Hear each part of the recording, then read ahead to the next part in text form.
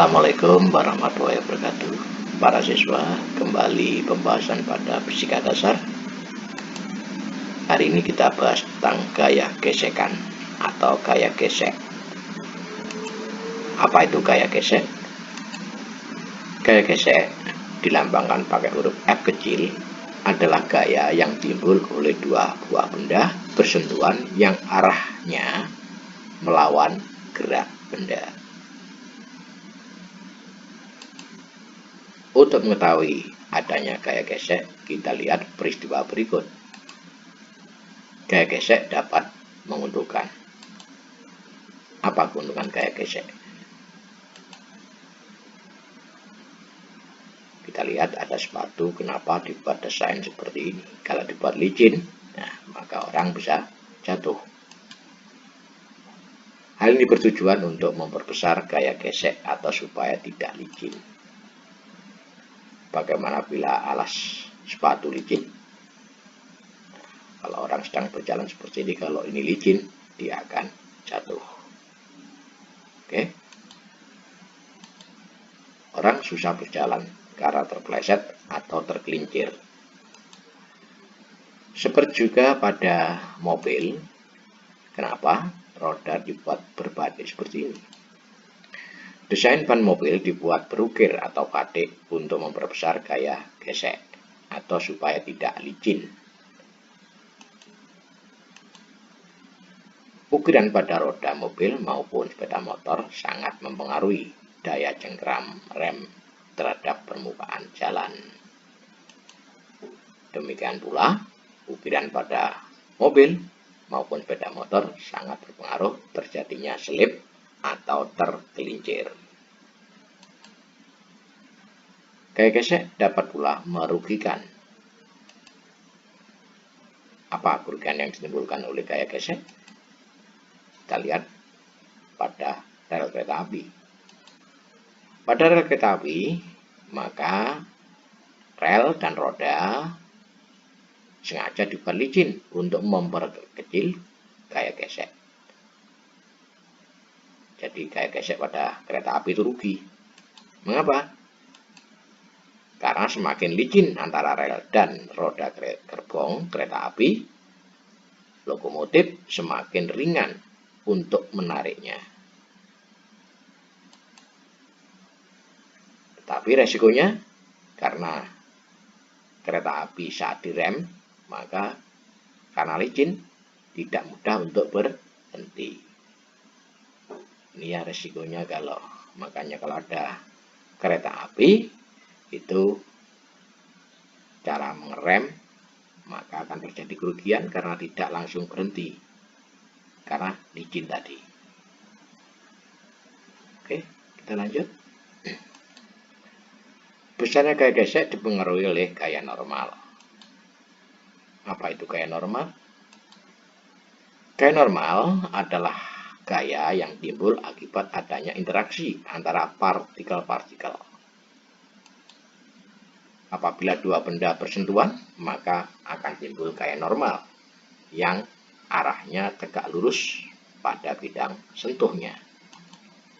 Perlu diingat, untuk benda yang digantung bebas tidak terdapat gaya normal. Benda-benda yang dimaksud di sini tidak harus berwujud padat saja, tetapi dapat pula berwujud cair maupun gas. Sebagai contoh, gaya gesek antara dua benda padat dan cairan serta gas adalah gaya Stokes, yang nanti akan kita bahas khusus pada pembahasan fluida. Jadi untuk kali ini kita tidak akan bahas gaya Stokes. Agar mudah dipahami, pembahasan kali ini kita batasi saja khusus gaya gesek pada benda padat. Jadi untuk cair maupun gas tidak kita bahas di sini dulu. Kita lanjut. Analisa gaya gesek pada bidang datar. Misalkan ini ada bidang datar, kemudian ini ada benda punya W atau berat. W berat benda, satuannya Newton. W dapat dihitung M dikalikan G. M adalah massa benda, satuannya kilogram. G percepatan gravitasi meter per sekon kuadrat. Nah, maka di sini akan timbul gaya normal. Jadi W itu berat benda, sekali lagi gaya normal adalah gaya penahan yang dikeluarkan oleh permukaan bidang datar ini, yang warna coklat ini. N adalah gaya normal. N itu selalu tegak lurus, arah gaya normal atau N itu selalu tegak lurus bidang sentuhnya. Jadi ini menyentuh ini bidang sentuhnya itu yang ini, bagian yang tersentuh oleh bangun putih ini, arah gaya N ini gaya normal mesti tegak lurus. Ini. Oke. Ini adalah F, gaya penyebab gerak. F adalah gaya penyebab gerak, satuannya Newton. F ini F kecil. Kalau geraknya ke sana, ada gaya penahan ke sana, namanya gaya gesek. Satuannya Newton, dilambangkan pakai huruf F kecil ini. Dan arahnya selalu melawan. Kalau ditarik ke kanan, gaya gesek ke kiri. Kalau ditarik ke kiri, gaya geseknya ke kanan. Ini selalu berlawanan. Oke ya. Kita lanjut. Untuk menghitung F, gaya gesek sama dengan mu dikalikan N. Ini huruf wadah buntutnya ini dibaca mu dikalikan N. Mu. Ini mu ya. Mu adalah koefisien atau konstanta gesekan. Nilai koefisien gesekan terletak antara 0 sampai 1. Jadi nilainya nanti 0,1, 0,2, yang penting di atasnya 0 dan di bawahnya angka 1. Itu nilai dari koefisien gesekan. Besar kecilnya koefisien gesekan tergantung tingkat kekasaran kedua permukaan yang saling bersentuhan. Oke. Untuk bidang datar berlaku N sama dengan W. Jadi nanti besarnya N itu sama dengan W. Kalau ini 100 Newton, W-nya juga 100 Newton. Kalau W-nya 50 Newton, N-nya juga 50 Newton. Jadi besarnya sama, cuma arahnya yang berlawanan. Ini yang dimaksud untuk bidang datar berlaku N sama dengan W. Oke ya. Kita lanjut. Analisa gaya gesek pada bidang miring. Bagaimana Pak kalau sekarang ada bidang miring? Nah, seperti ini. Ini ada benda. Kemudian ini sudut elevasi atau sudut kemiringan. W adalah berat benda. Ini berlaku gaya normal. Arah gaya normal selalu tegak lurus terhadap bidang sentuhnya ini. Oke. Urutan kerja untuk menyelesaikan soal seperti ini, urutan kerjanya, lukis sumbu X melalui pangkal gaya normal dan sejajar bidang miring. Ini sumbu X-nya. Kemudian lukis sumbu Y segaris dengan gaya normal. Nah, ini adalah sumbu Y-nya. Kemudian sudut theta. Kalau di sini theta, di sini juga theta. Silakan nanti Anda buktikan sendiri bahwa ini menggunakan konsep segitiga yang sudah sering kita coba. Oke ya. Terus kemudian yang ketiga, lukis komponen W pada sumbu Y atau dinamakan WY. Tarik garis tegak lurus ini. Nah, ini adalah yang merah, ini adalah berat benda pada komponen sumbu Y, WY. WY sama dengan W kosinus theta. Oke. Lukis komponen W pada sumbu X. Kita tarik garis tegak lurus terhadap X ini. Nah, ini adalah WX-nya. Berapa WX dapat dihitung? WX sama dengan W sinus theta. Jadi panjangnya ini sama dengan panjangnya ini. Ini di depan sudut berarti pakai sinus. Oke, ini harus dipahami. Karena Anda anak bangunan yang nantinya akan bekerja sebagai konstruksi. Nah, ilmu seperti ini sangat penting dalam ilmu bangunan. Kalau Anda seperti ini nggak bisa, bagaimana Anda jadi seorang ahli nantinya? Oke. Lukis gaya gesek F. Gaya gesek arahnya ke sana. Lupa kok ke sana. Karena benda ini kan bergerak ke bawah sini, maka gaya gesek selalu melawan arah gerak benda. Oke. Untuk menghitung F sama dengan mu dikalikan N. Dalam kasus ini, N sama dengan W cos theta. Ini saya kurang nulis tetanya ini. Cos theta. Ya, jadi cos theta ini maksudnya. Oke.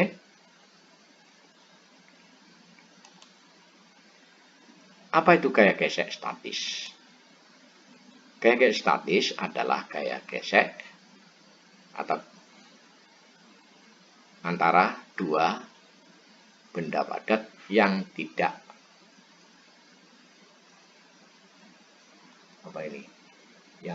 bergerak satu sama lain. Nah, contohnya begini. Untuk memahami gaya gesek statis pada benda datar, perhatikan penjelasan berikut. Jadi misalkan di sini ada gerbong. Gerbong itu tidak ada yang narik. Kemudian ada dua orang yang tidak mendorong gerbong kereta api dalam keadaan diam. Orang pertama mendorong dengan gaya F, ternyata tidak bergerak.